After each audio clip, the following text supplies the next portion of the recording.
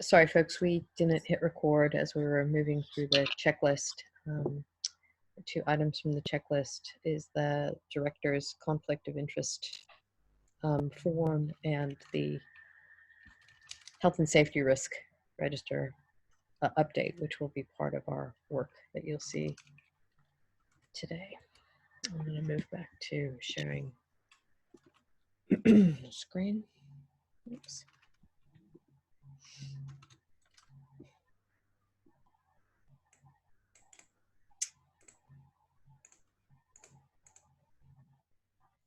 How did we go against these, Rich? Improving the spreadsheet UX?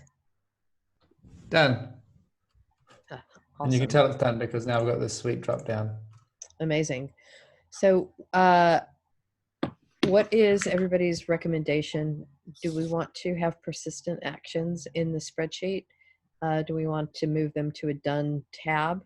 What are people thinking? Maybe we could just have it so that they, like, if Charlie hasn't done that one, I can just drag it down and we just keep the active ones at the bottom, maybe. And ideally, that we'd have this nice list of dones, and then occasionally we can just delete them out. Yeah, I'm fine with that. Yep, that seems simple enough. Yep, great. Calendar invites done, even though we did a little jiggery pokery today. Find out what happened with the working group health checkup, Rich. Yeah, I did. And it was good because it triggered a thread. The Catalyst started a thread about how to kind of visualize where the working groups are at and who, which one's open for business for people to join in. Mm-hmm. So that was good. And there was a kind of a conversation that was floating sort of between Joriam and I don't know if it landed with Nancy. I was hoping that was going to connect at some point to say, like, is there a more systematic way to make sure the board knows what's going on with working groups? Like, is there going to be a liaison there? Did you connect with Joriam in the end, Nancy? No, we haven't connected directly, but both John and Joriam have kind of made that suggestion of that we figure something out. But yeah, my capacity has just gone in the last few weeks, so I haven't been able to respond to that. So question, is this another action that we need to add? And Rich, I'm wondering if you could just add the link to the thread as the update. Yeah, sure. John did, in that conversation with John, his sense was that the catalysts don't need to be at the board meetings. And so his suggestion for me in tracking sort of what was going on through the working groups was just to follow the threads in the channels.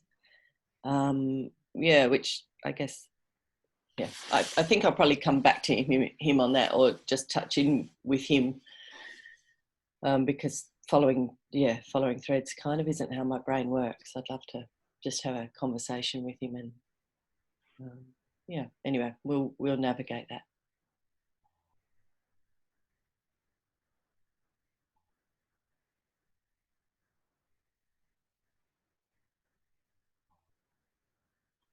Thanks, Rich. Report minutes? I don't remember what that meant. I thought I was going to publish something or let people know that we had a board meeting, and I don't think I did.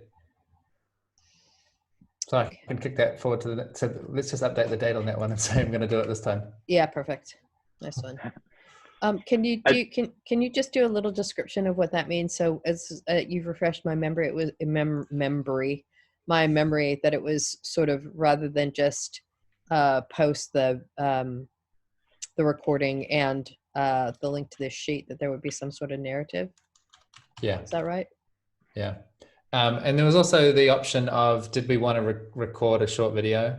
And maybe that's, we can just leave that idea hanging for a while, whether we want to nail that now or just have that as a sort of the back of our mind thing. Yeah. Yeah.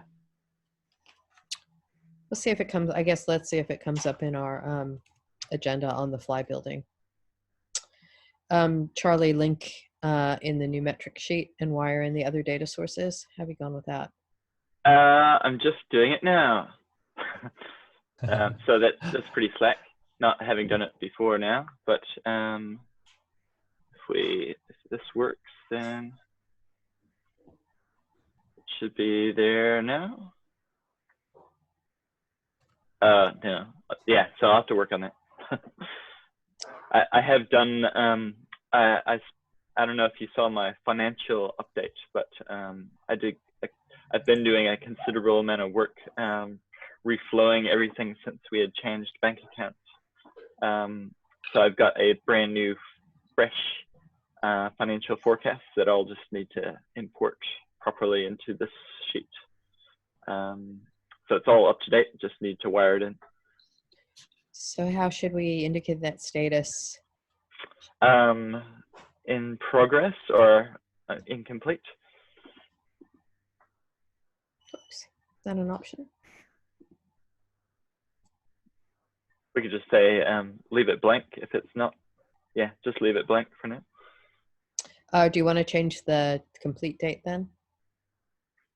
Okay, we'll just make it for next month, I guess, 22nd. So 22nd of March. April. Oh yeah, April. Great. Nice. All right, metrics. Oh yeah, so let me, in lieu of having the right link, let me direct you to. Perhaps you could share your screen. Yeah, sure.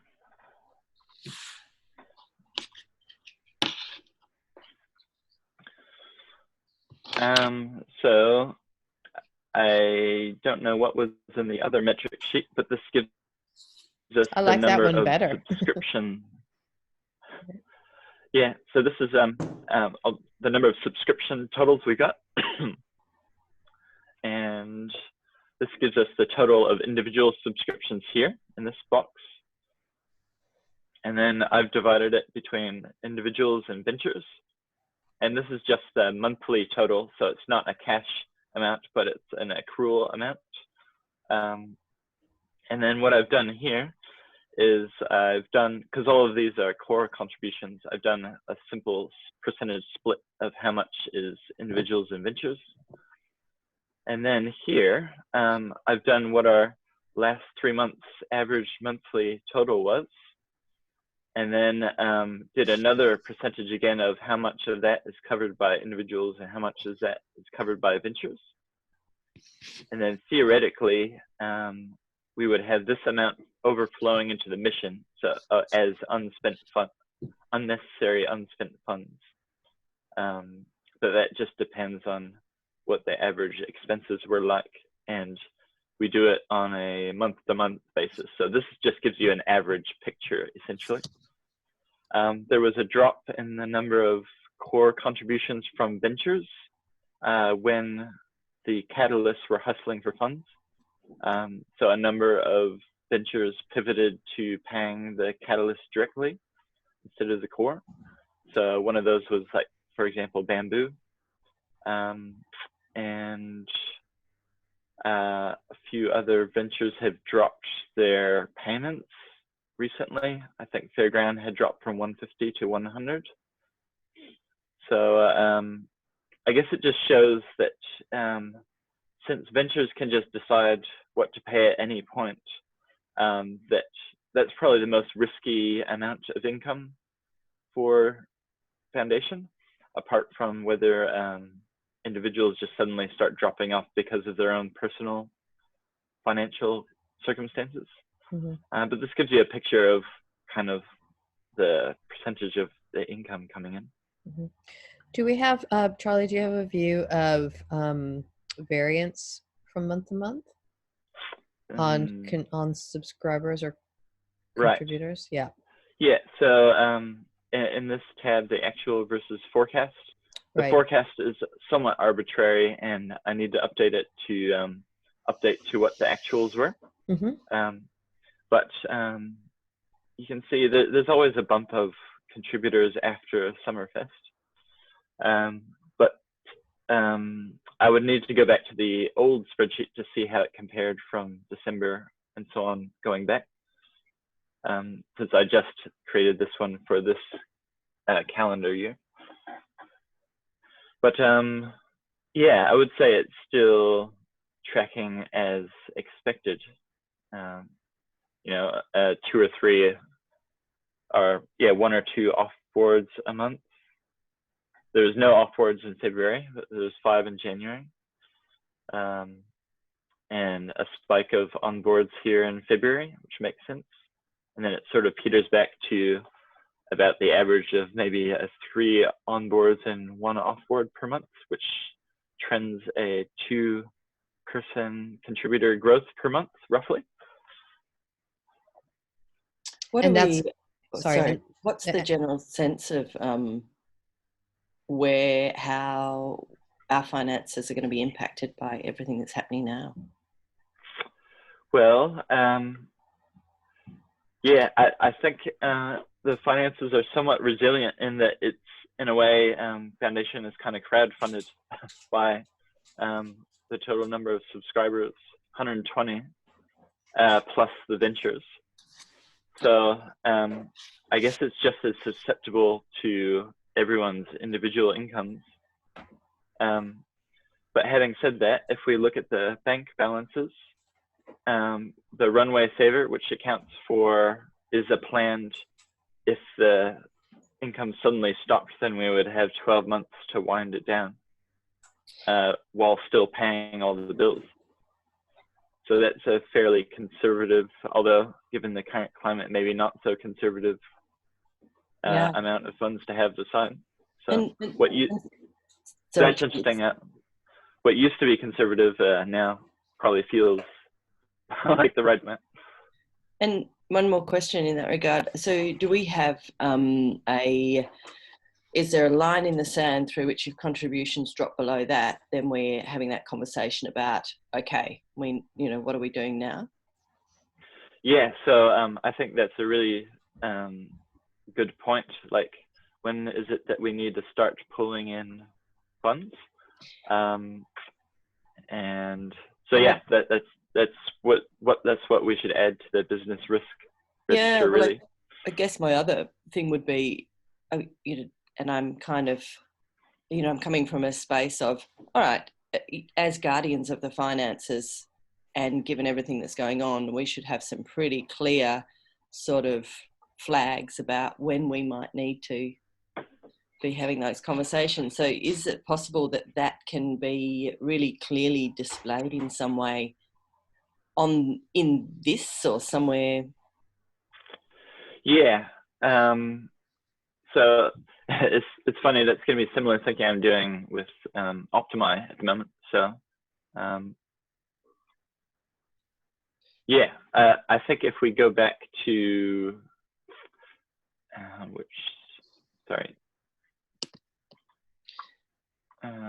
this one, I think this is the key where we'll be able to start seeing the trends. Yeah, I mean, I guess the first thing we could do is the catalysts have some surplus, albeit not much. They're in a similar space of vulnerability that some of the, like Ulrich, I think, was a limited time contribution. So, and then they're just as susceptible to people just deciding to stop paying them as everyone else. So, but they have to have. Okay, so I'm looking at this going, this could go either way. You know, like Enspiral is one of those communities which, you know, we work with practices of connection. So, you know, for all of us, we're doing it in our various realms, but this is our thing. And I feel so strongly that we're being called to step in that. You know, all the marbles are thrown up in the air and people are looking for where to land. And so, you know, they're looking for people like us and our individual organisations, and our network is, you know, the example of what connection looks like in an online sphere in this new world we're going to. So, you know, I see, I guess, the opportunity there for us to become an absolute gathering point for that conversation, but also that huge potential for risk. So I agree with that, Nancy. And this is just a warning, right? Where I think you're drifting into you as an Enspiral participant, Yeah. not you as an Enspiral board member. So just noticing that. Yes. You need to be, So we need to be careful. Yeah. So take it back to the Enspiral board member. My sort of, I'm going, okay, we need to kind of be on alert about the risk here, you know, but in saying that, it's not a fear thing. It's like just a reality. It could go either way. And I think that on the catalyst side, right, that's not a board concern. I mean, it is, but the catalyst funding stream is not. What could be useful, Charlie, for me on the spreadsheet is if we could just have and build big bold, what is our ongoing monthly fixed costs, so that we can. Yeah. So that's all outlined in this one, in this page.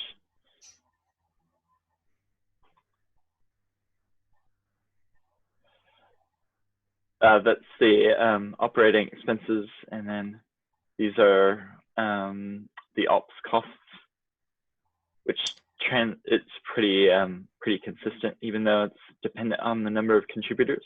Yes. So if we look here, these are the operating costs, the actuals. There was a spike in February.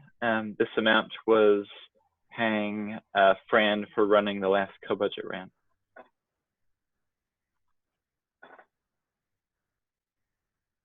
For me, I think what the question for us is like, what do we think that contributors expect from us as a warning system? You know, like I think we're supposed to, the four of us at least are supposed to have a really clear idea about like where are the flows, and how much have we got in stockpile, and where are we are we in surplus or are we in deficit? And I don't think we've got a sort of shared agreement in the network of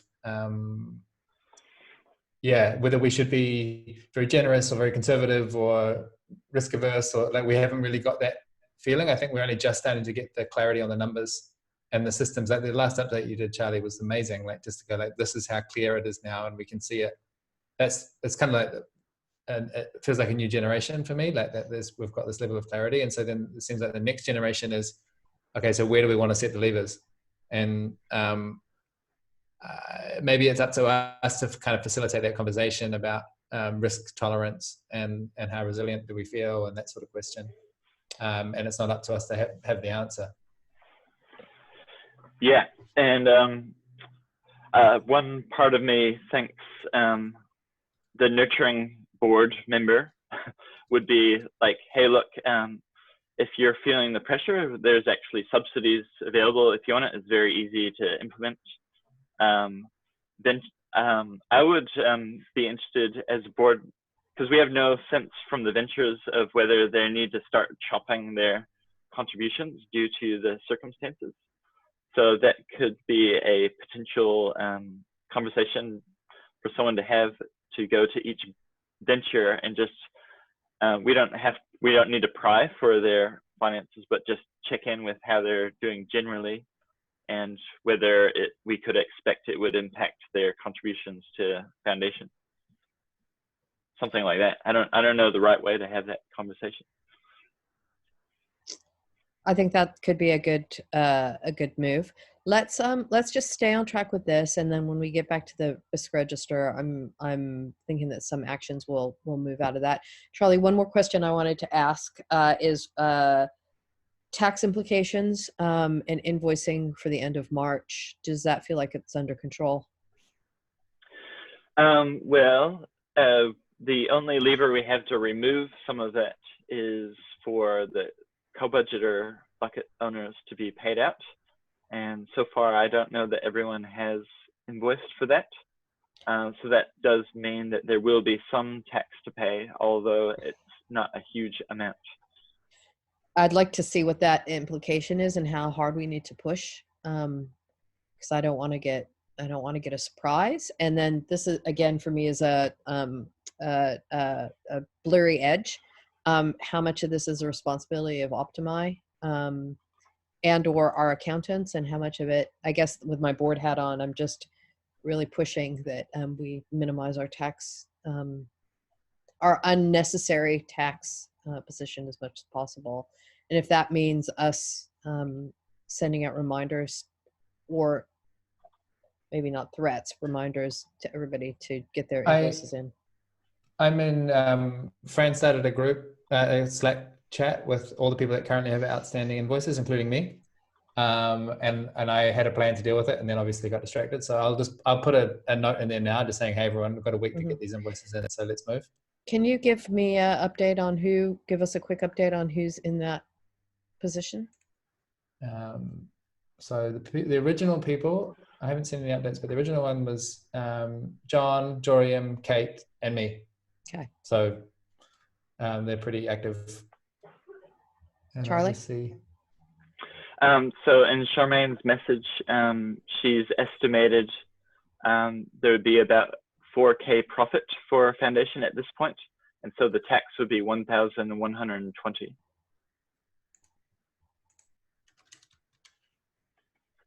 Yeah, so obviously any way to minimize that. I mean, that's not extraordinary, but yeah. Yeah. So yeah, that's the answer to that one at this point. Yeah. So I've got a question, Charlie. Is it are you going to loop those sheets into our minutes sheets? What is your plan for that? Yeah, so I saw the way it was set up previously was with an import range. Yeah. So I just need to fix that. Okay. Basically. Cool. Yeah. Thank you. So would you want in the metrics? I guess I could add an extra tab that brought in that other metrics table as well, if you're interested in that. I think that would be super useful. Okay.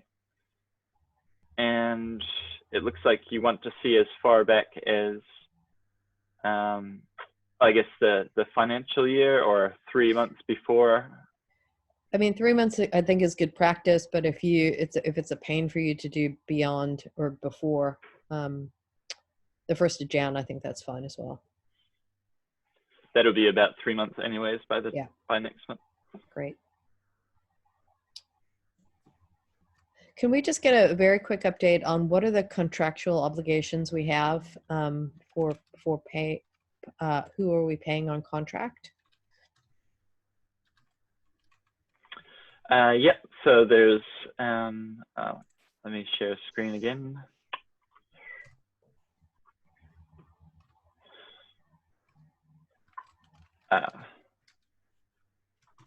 Go. So there's I don't think there's any contract for the newsletter. Mm-hmm. So, but there's Optimi, there's Fairground,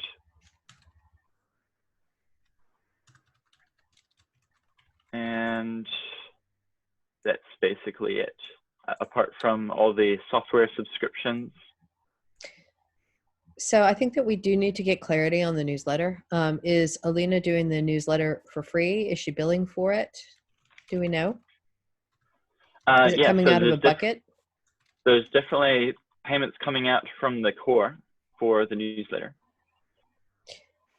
Okay, so this is core. The board has approved a core expenditure of 200 New Zealand a month for the newsletter, but there's no contract. Is that correct? Is that your understanding? That's my understanding, yes. And I guess we need to decide whether or not that's a risk.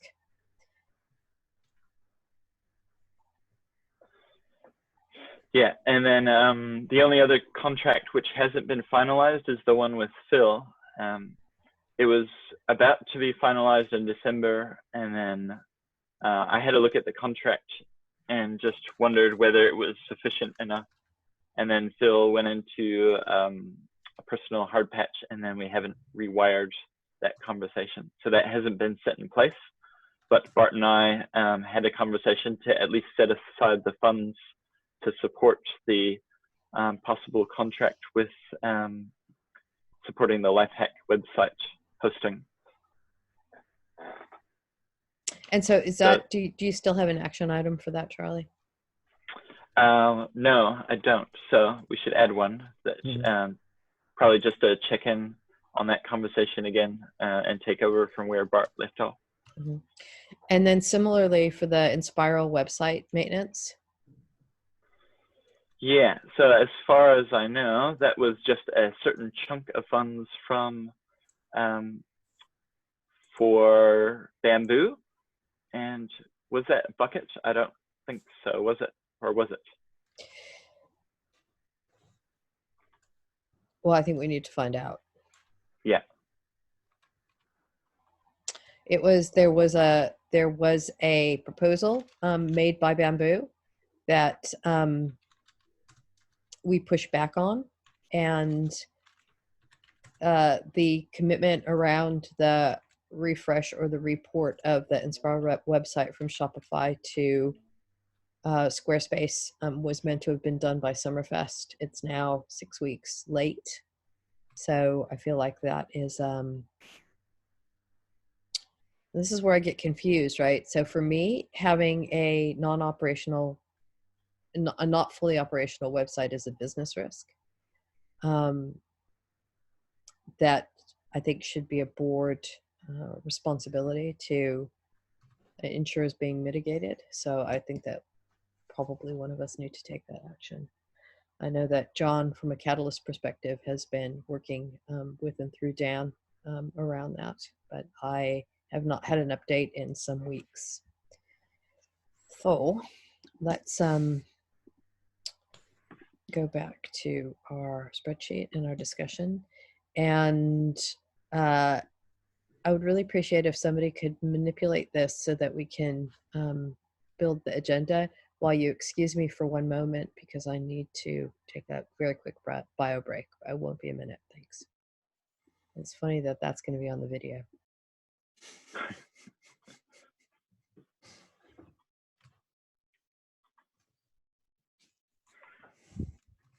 All right. Was that a confirmed action for you, Charlie, that you're going to check in on the Bamboo contract? I checked in on Phil, so I'm wondering if it's better, I guess, well, we can check what Susan's availability is like.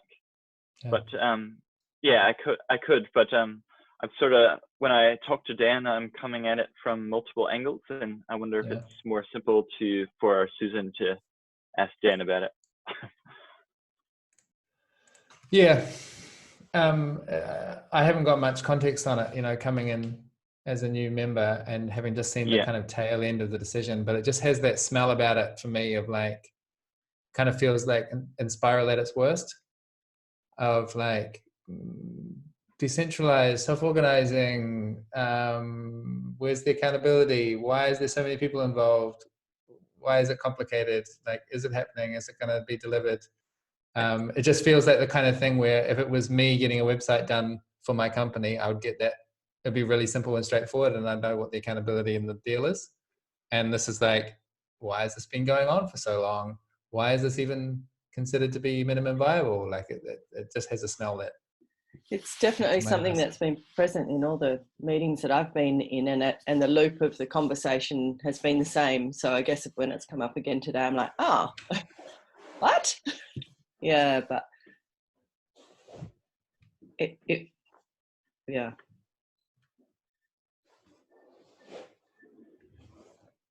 Sorry, Nancy, I missed that. Just talking about, Rich was talking about the website stuff feeling a bit stuck, and I was saying, yeah, it's been there in every meeting so far that I've sat in on, and it seems stuck for whatever reason. And I guess it ties into that thing of, as the board, what's our, how much do we jump in, which is, So a follow-up question to the newsletter is, does someone need to speak to Alina about having a contract?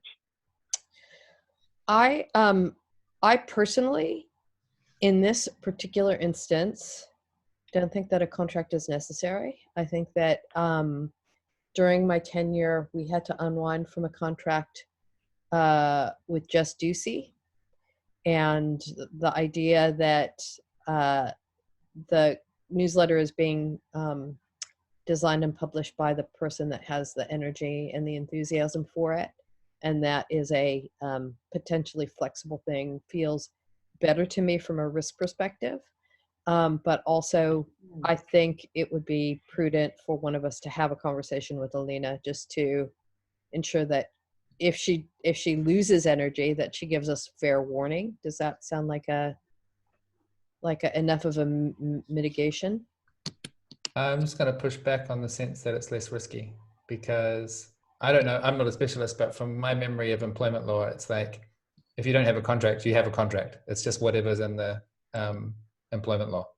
It's like you have some basic rights and requirements, reciprocal rights and requirements. And if we don't have a contract, it's because we don't know what those rights and responsibilities are. And like, I'm not saying that it's definitely a big problem and we go need to solve it, but we are under some unknown obligation at the moment. And if the relationship goes poorly, there will be some kind of, we'll be held to account against something, whether or not we've officially written something down. I mean, I guess the yes, and maybe. I'm sure that anybody who's doing any kind of work within a working group could potentially have that same argument. Obviously, though, being paid shifts it into a different domain. Yeah, I mean, catalysts don't have contracts, and they're acting as employees. So maybe that's a risk that we need to understand. I'd say that the risk is higher in the catalyst category than in the $200 a month newsletter category. Because yeah, effectively they are contractors to Enspiral, Jorium direct, and at this point, John via Lumia. Who do we have that can give us some free advice on that from a legal perspective? An employment lawyer within the network that doesn't charge anything. Yes. And with the appropriate level of flexibility. Yeah, I'm not sure that we have someone like that unless we ask.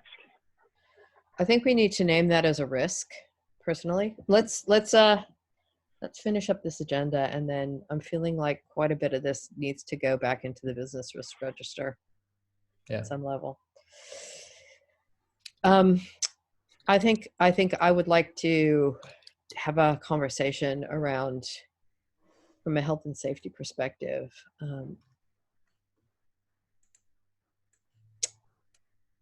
a conversation about the well-being of participants. Susan, would you have time and be up for having a chat to Dan? About?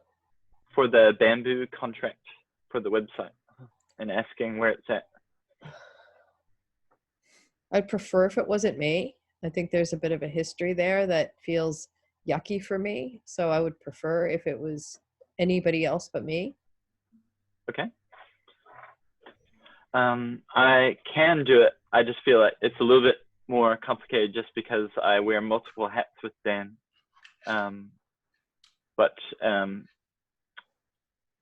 Yeah, I'm actually working with Dan, Charmaine, and Lucas on the shareholder legal compliance stuff. But I could ask Dan about the contract, unless Nancy, you would want to, as sort of a new voice for him. Whoops, I can't. Sorry, I can ask him. I don't know that my brain has enough of the mind map to be able to contain the information he gives me and then translate it to you guys effectively. There might be a way around that. You know, I could give the prompt to him and have him come back in a written form where, you know, goes into the Brains Trust, but yeah. John has been the interface, so it would be, in my mind, a three-way conversation. And Look, I'll do it. I'll take it. Just because I Thank have a you. context. Yeah, while you were gone, Susan, I see that this one has the smell of it for me of just like Enspiral at its worst, just inefficient. I don't know what's going on. Why are there so many people involved? Why is it hanging around? How come we don't have a clear yes or no, done or not done? That sort of thing. I think it is Enspiral at its trickiest, but I don't think for those reasons. I think it's, yeah, something else.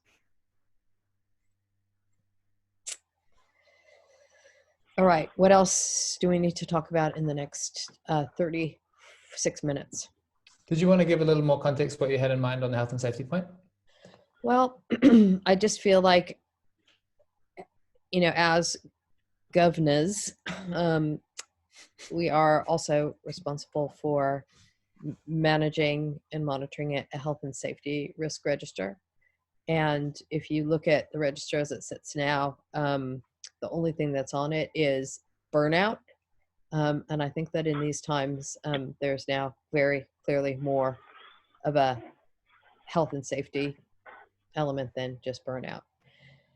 I'm not sure exactly what that means in terms of our legal obligations. And then I think this will also be a tricky one to kind of make sure that we're wearing the right hats when we think about what, if any, responsibilities we have. But I sense that there is a level of responsibility. I think it's worth a conversation. Yeah. Should we gather if there are other agenda points that we want to get to today and then get into that? Maybe I'll give a quick update on the shareholders thing. Cool.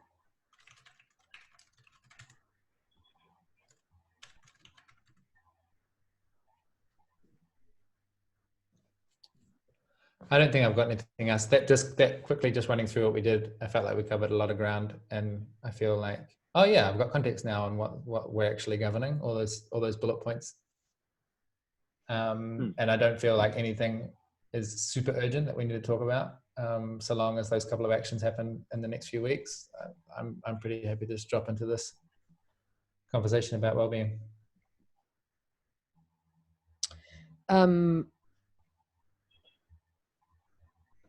Okay, so it looks like we've got the director's conflict of interest, which I think can immediately become an action for everybody. The finance report, what do we need there? Whose headline is that? Can you just fill in the headlines so that we can be clear on who's hosting these conversations? Or are we all just kind of hosting? I think those conversations just happened. Oh, really? Yeah, that was me just taking notes on what happened. Okay, right. So I guess I'm curious then about what are the actions coming out of them? Yeah, I grabbed the ones that I heard. So this one is, that's already in the other checklist to rewire the connections to the board sheet from the financial reports. And then I guess the second one there is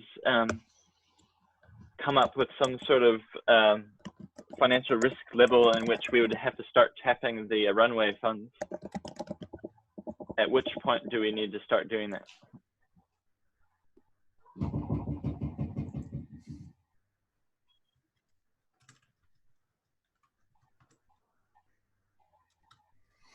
And was someone up for having a conversation with the ventures, just checking in with them about their risk level?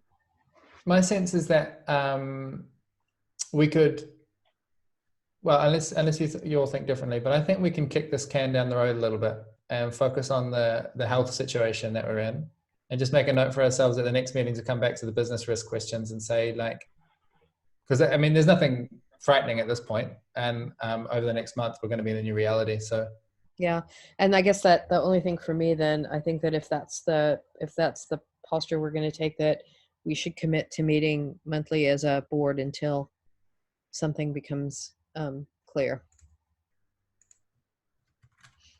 Yep. Nancy, I know that you had, I felt like you had the biggest level of energy around this. Is that, are you okay with that, or are you feeling that that's not responsible enough? No, I think that's yeah, I think that's appropriate.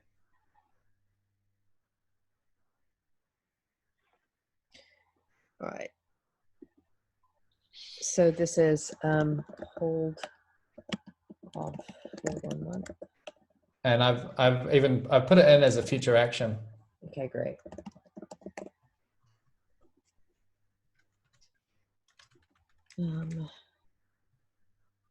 So on this tax invoicing, did we decide that it was responsible to just ping the bucket holders once more to ask them to get their invoices in, or do we want to just leave this to the fates and to that? Knowing that Fran's on it and that I've given them a ping and that there's only 4 or 5 people involved, Okay. I feel like it's going to be okay. And paying tax is not a bad thing. Cool. All right. In the next one, foundation contracts, can you put actions for me? I'll have a conversation with Alina and a conversation with John stroke Dan. I would prefer not to have to follow up the life hack. If Charlie, you could take that one. Great. I'll do that. Yeah. If you wanted me to, if you really didn't want to do the John Dan one, I can do that. I think it might feel better for my heart to be able to know that that's with somebody else, because I feel like that's been a complete failure on my part, since that's been on my list for the last 18 months and it never seems to get resolved. So I'm thinking maybe do, Einstein it and say, like, Charlie, please. Yeah, no, I'm happy to. I guess my only concern was just having to sort of get the old context of what was agreed, and that will just mean looking at the previous thread, but just start. I think I'll have a chance just to pick it up thread and get the job done, hopefully. And if you can't, let me know. And I think between Ants and I, we can give you a really strong sense of the context of the conversations. Yeah. I mean, top line, Bamboo was saying that they wanted to continue to run and maintain some plugins to Squarespace that were on the Shopify site. The opinion of the board was that was overkill and not needed. If it was ported just fully into Squarespace, we'd have enough more humans that could potentially be in a position to maintain. And so that's what we've been waiting for. We've been waiting for the port to Squarespace to happen. And that's kind of where we are now. Okay. Yeah, so I'm happy to just pick that up. So Phil and Dan and Thank John. you. There was one other thing that just crossed my mind that pinged as a financial risk concern, but maybe we push it out until I remember it and it actually matters. Mm-hmm. So do you just want to give us a shareholders update, that piece of work you're doing, and then we can stop sharing screen and have a conversation about contributor well-being? Yeah. So the update is I met with Dan, Charmaine, and Lucas, and because at our current, I haven't done the exact percentage. There's a few steps. I need to get a survey out to all the members to find out exactly where they're domiciled and would put their residence on the company's register. But I have a feeling that we'll definitely be over that 25% mark, which would mean, which would insinuate further financial compliance for Foundation to complete audits and things like that. So while our company register is due essentially by the end of March, Charmaine said that we're safe to not complete that, delay it like through till the end of April. just so that we can find out more information. And she's consulting with a lawyer friend of hers to confirm whether that's still the case for foundation, given that Charmaine thought she had read somewhere that there might be a financial threshold that would cause that rule about the 25% not to kick in until after a financial threshold, which is well above where foundation is at. So essentially, we're just it's in Charmaine's court to just trying to get some free information from a lawyer friend, or come back to us and say that we need to pay some money to a lawyer to tell us what the story is. So hoping to have it some further information about it within the next couple of weeks, hopefully, and then yeah, we'll know whether foundation will be financially obligated to do that audit or not. Great, thanks, Charlie.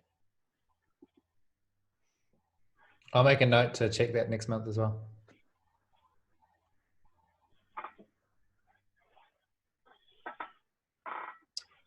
So yeah, so I'm just really keen, maybe we do a round and hear from everybody, trying to keep our board hats on, what our sense is of, I guess, our obligation as the legal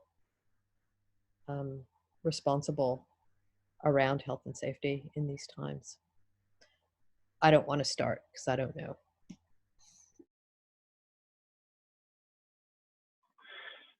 Well, I think us as a company, the first thing that comes to mind, obviously, is people gathering together. And so, like, for example, the Enspiral meetup, that type of thing. And I think we should, I think it's advisable to be a bit more conservative than what the official, whatever region it is. But potentially, if Phoebe could go and have a Enspiral meetup in the UK if she wanted to, or anyone else, Rich, you could have a Enspiral meetup in Italy at the moment. Not that that would happen, but I guess my posture would be that we should say, well, refer to your governing jurisdiction's advice about health and safety. Enspiral's position is probably just to be a bit more conservative and sensible about how you're gathering in person. But I'm also aware everyone's getting emails from every software company they subscribe to, or any email list. Everyone has an opinion about what they're doing for COVID-19, and it's pretty overwhelming. So I don't know that, we don't need to send necessarily an email out because it'll just be annoying. But we could say what Foundation's board legal position or opinion is on this. And I know that Phoebe and the European group, Rich, you could probably say more, are still planning for the retreat, just because you have to plan ahead. But I think there should be a line at which you decide whether to go ahead with it or not, and whether it's worth the risk, or in fact whether it should be a different type of retreat that could be held online, or consider alternatives. Yeah, similarly with a winter gathering here, Charlie. Yeah, so maybe it's the thing that maybe should happen is some sort of general comms about gathering together. And bouncing off what you said, Nancy, we're hopefully the greatest resource you'll have during these times is each other, and we have a great way of we've got good practices of being with each other even if we're not physically present, and some advice around gatherings, and suggesting that we until we have some sort of set dynamics about gathering together in person, let's set up different ways of gathering. And maybe for any set meetings, for example, like our board meeting where we don't meet in person, we could set that for ourselves, but recommend to other working groups that they consider only meeting digitally until we know that there's no community outbreak or that it's quelled down. And I'm sort of rambling here, I think now. I've got opinions. Ahead of the curve, or the first ones to be behind the curve, or whatever you want to call it. It's been really fascinating to watch as everyone responds in sequence. You know, like I've got quite a lot of good friends in North America and the UK, different parts of Europe, New Zealand, Australia, and they're all on timeline. But in my view, the timelines are precisely aligned around the number of cases. Once you hit a case, you know, on the Italy or the Singapore line, and that's going to happen in a couple of days in New Zealand. And New Zealand's the last cab off the rank. So once that happens, everyone in the network is going, like New Zealand is going to be the most liberal position of everyone in the network. So I think by the time that we get organized with an update, it's going to be out of date, because in a couple of days' time, they're going to hit the brakes really hard because parents are starting to freak out about kids to school. My thought really is about what I've seen in my groups up here, who are, it's a really intense grieving process, and a continuous update of like coming to terms with the new normal, and then thinking that you've come to terms and realizing you haven't even begun to realize what the thing is, and that just happening over and over and over again. Are these screens turning off because I'm breaking up? Yes. Yeah, I switched video off so that the signal would be better. Okay, it's probably more helpful for me to do that. Just, yeah, so what was I saying? That you won't believe how fast it gets and how different it gets over the next couple of days. And anything that we try and prepare now is going to be out of date by Wednesday. And so I would be really focused on how do we, well, so there's the question about the gatherings, which is, do we trust that the people that are running the gatherings are competent to make good choices about that? And my sense is basically yes. And then the other question is, are we confident that the Enspiral network is going to mobilize the web of mutual care and make sure that people are really well supported as they go through a like very severe disruption and grieving? And I think we could do a little bit to catalyze that. I don't think we have to take responsibility for it exactly, but we could create the space for people to go like, just get really organized into making sure that everyone has got someone that's checking in with them, kind of thing. Because yeah, I can't overstate how disruptive it's going to be over the coming months, and the emotional toll is going to be really big for some people. Look, I agree with you, Rich, and I think that this is the time where, as the MVB, that does become a responsibility. So I would be a strong advocate for, look, we don't have to do it all, but I think that we at least make suggestions or a proposal for how the system is set up, for sure.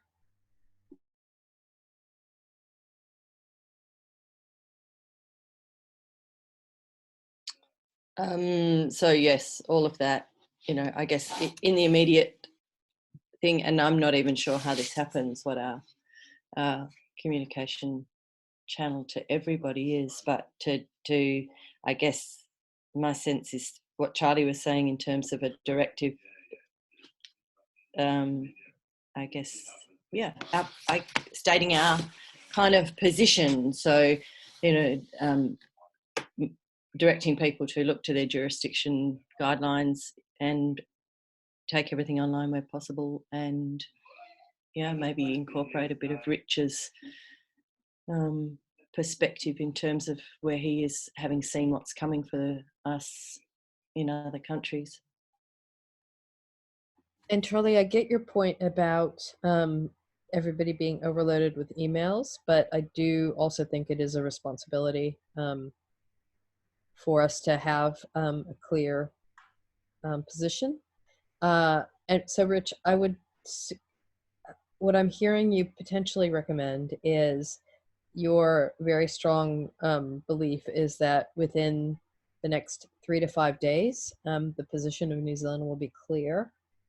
So I guess is our best thing to say, let's touch in again at the end of the week and draft something for the network, or what do you think? I'm sort of thinking, do you think there's much of a risk that people in Enspiral are not in New Zealand are not paying attention to what's going on? Not really, but you never know. People are surprising. Yeah. I'm really up for writing an update and running it past you folks to sanity check it and balance it out, and to really, I mean, to say the kind of minimum thing is please make sure that you're staying in touch with your local jurisdiction and you understand the requirements, especially when it comes to physical contact. And that's the minimal line, and then the maximal line is like, how do we want to support each other during these times? And we don't, as a board, we don't have to answer that question, but I think I'm in a good position to raise that question with some volume. And there's already like the pods working group are already doing really great work. So just probably pouring more attention that way and making sure that, like, potentially that conversation could get to, you know, we have basically like a minimum service level agreement with the pods working group where they, anyone who needs support can show up and be reasonably confident that they're going to find someone. I think we could probably pull it off. So yes, please, Rich, I'd love for you to draft something. I think the last part though makes me a little bit nervous that I'm not sure that it's going to be enough for us to say that anybody will be welcome to a pod if they need support. I kind of think we need to be more proactive, a la what you were saying, that I really think it's a bit of a responsibility to have, I don't know what it, you know, whatever you call it, to ensure that everybody in the network is checked in on regularly. Yeah. We don't have to overly determine what the outcome of the conversation is. I think our responsibility is to make sure the network's mobilizing, and I don't have much doubt that it will. Okay. So do you have a time frame on that for us? I'll do it this week. Great, thank you.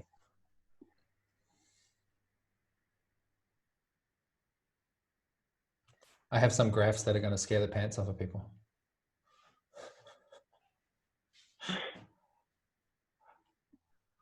Yeah. How, I mean, is it feeling like, I'd love to just hear from you, Rich. I don't know if you want to share, what does it actually feel like to be there?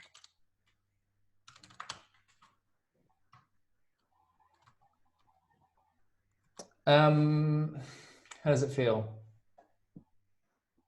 It's really surreal because, like I said, about this kind of staggered timeline where I'm trying to do my sense making and everyone's going through the, you know, that kind of grief cycle of denial and anger and then whatever, negotiation, bargaining, and eventually they embrace the new normal. And everyone's kind of going through that at different rates, and it's kind of like a fractal process as well, where you go through that loop multiple times. And basically everything that I've seen in the Western response to the virus has been just absurdly naive and like taking it easy. Every left, right, and center, people just like the big message is don't panic, which is like. I'm having a conversation right now, like before I dropped on the call, I was having a conversation with my family in New Zealand where I'm saying, I really think now is the time to hit the brakes in New Zealand because like, if you've got 66 tested cases, that means you've got hundreds of cases that are out there because it's so hard to detect, because most of the people who have got it don't show any symptoms at all. Like, it seems pretty obvious to me that there's like a critical mass of cases out there. We should, you know, like, surely you shouldn't be sending your kids to school this week because it's just going to accelerate. And my brother, who's a math teacher and he's really smart and he's a grown up, you know, he's saying, oh, I really think though that we should be measured in our response and we shouldn't overdo it. And where I'm sitting, it's like, there's an undercorrection and an overcorrection. And the overcorrection is you send people home too early and you put them in quarantine and you lock them down. And the undercorrection is you look after the economy and you try and keep business as usual going for as long as you can. And it's being positioned as if somehow we've got to find the sweet spot between those two. But the way that I see it is that if you undercorrect, you lose lives, and if you overcorrect, you lose a bit of money and some mental health. And it's just so obvious to me that like which one of those, like it's an asymmetric risk profile, and it's just so obvious which side you want to fall on. And just watching the different countries have their different responses, it's just so obvious like who's really in the shitter and who's not. And like, I haven't seen anyone regret yet clamping down too hard. Like no one in the world has come out and said, oh, look, we've been too conservative with this thing. You know, we've fucked our economy, or I don't know what the risk is of being too conservative. But just, yeah, watching the graphs that are just like so reliably lifting at a rate, like the bad ones are, it goes 10x every week. And that's just like, it only takes 2 weeks to overload a health system at that rate. And no one's got the cognitive capacity to update their map fast enough to cope with that. You know, like that for us, it was 100 cases. And then 2 weeks later, it was 10,000 cases. And that was the point where the doctors have to choose which people they're going to save. Like if you have a stroke in Milan, you're not going to get treated. And it's been that way for a couple of weeks now. Like, it's really, really serious, and it's really predictable in a sense. Like everyone that doesn't contain it, like is going to have this really rapid exponential expansion. So it's just so obvious to me that like all we need to do is lock down and ride it out. But I'm compassionate for the people on their own timelines. Like, you know, call me in a month and tell me where you're at. But I feel so certain at the moment that as the numbers rocket up and people start to feel it, like everyone's basically going to get up to date and they're going to be in the same position that I am in a couple of weeks. That's basically what I think for now. And I hope that I come back and I feel like, oh, that was foolish, you know, like I really blew that out of proportion, but there's just nothing that's telling me that I am. Thanks. That's helpful. Yeah. I've got it. Yeah. In the UK right now, for the last week in the UK, every day and a half, the death toll doubles. Yeah. And that's like, the communication is not clear. People are not trained to think about exponentials, but it's at like about 300 people at the moment. And by about Wednesday, it's going to hit 1,000. And that's when people, I think, are going to click like, oh, wow, 1,000 people, that's enough to really get concerned about. But the problem is like once they get concerned and really mandate some strong action, it takes at least 3 weeks to pull the death toll down. And so like, you really got to pull that lever early because it's got such a long, it's such a laggy response. Thanks. That was really helpful for me, Rich. Thank you. We've got 8 minutes left. Let's just go back to our actions. So the action here that doesn't have an accountable, I guess, are we all, shall we say that you can put my name on it and then say that we'll touch in by the end of the week?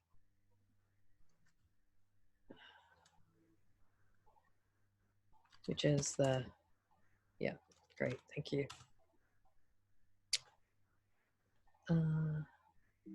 And on the Alina thing, by the next board meeting.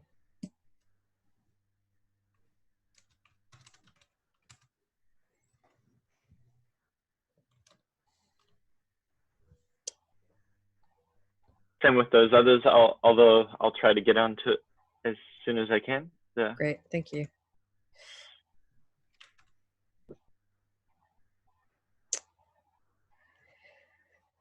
Okay, should we check out? Maybe try the video?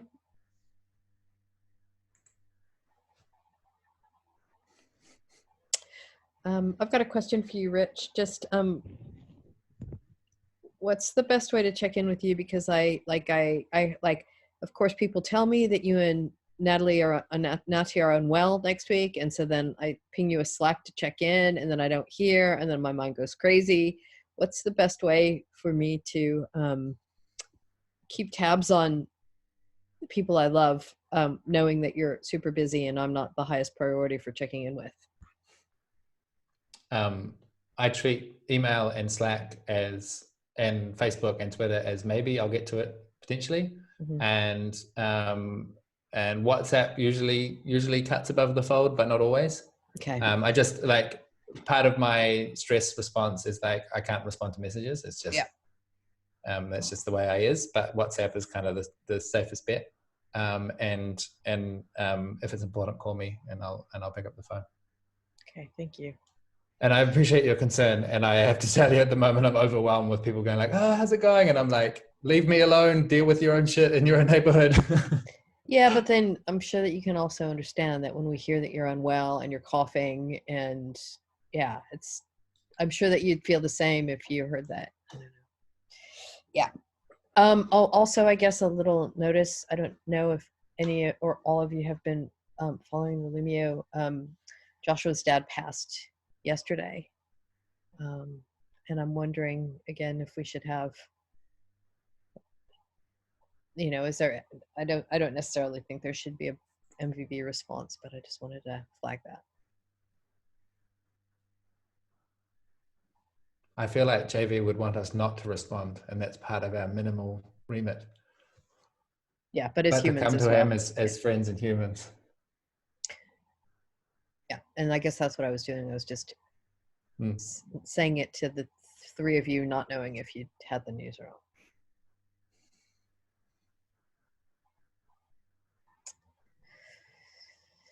Okay, I can check out. Yeah, this is like only like you staggered scale, right? So this is day 10 of self-isolation, and I'll be fine. And I appreciated this morning for its practicality and for our collective ability to put our board hat on and for me at least distract myself from the emotional stuff for an hour and a half. So thanks.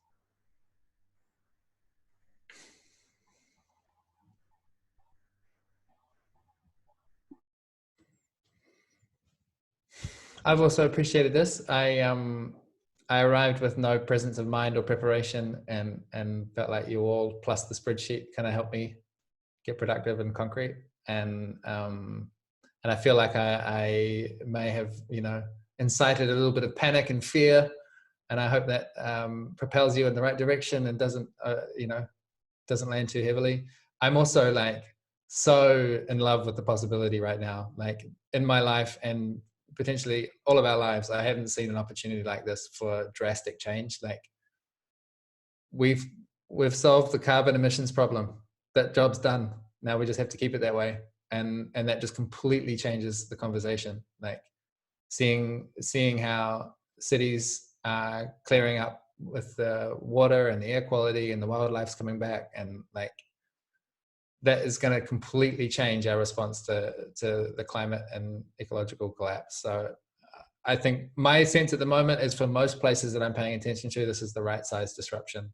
And for a couple of places, it could be a really way too big disruption, but definitely New Zealand and most parts of Europe, I think are going to really turn this into something golden. So we've got to make space for the grief and the fear, but I'm pretty amped about the possibility.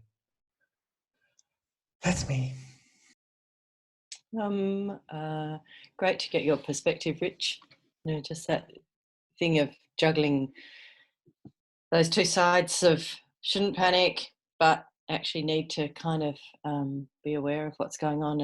And my partner Link and I are very much in a little bubble with that, because we are, especially myself, I'm untethered from kind of that geographical stuff.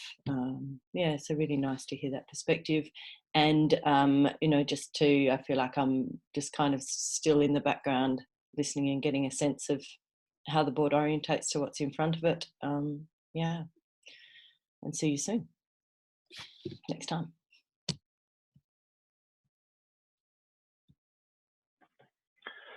Everyone here is so well articulated. I hope I'm drawing better ways of communicating from everyone.